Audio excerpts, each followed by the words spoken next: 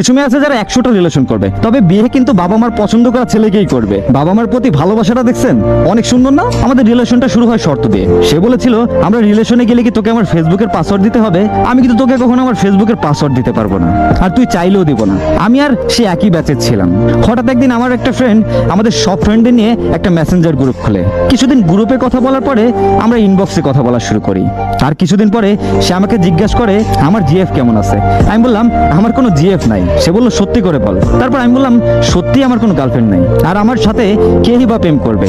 পরে সে বলল কেউ যদি না করে তাহলে আমার সাথেই কর। পরে আমি বললাম তুই কি সিরিয়াস? ও বললো হ্যাঁ আমি সিরিয়াস, ফান করতেছি না তোর সাথে। আমি তোকে অনেক আগে থেকে পছন্দ করি, বাট বলার সুযোগ হয়নি। এন্ড সেই প্রথমে আমাকে প্রপোজ করে। তাকে জিজ্ঞাসা করেছিলাম তুই আগে রিলেশন করিস নাই? সে বললো হ্যাঁ করেছি। 3 মাসের মতো ছিল এই রিলেশনটা। পরে এইভাবেই চললো কয়েকদিন, দেন আমরা দেখাও করি। কিছুদিন পর তার আচরণগুলোতে চেঞ্জ দেখতে পারলাম। আমার সন্দেহ লাগা শুরু হলো। আমি তাকে না জানিয়ে কোনো এক সিস্টেম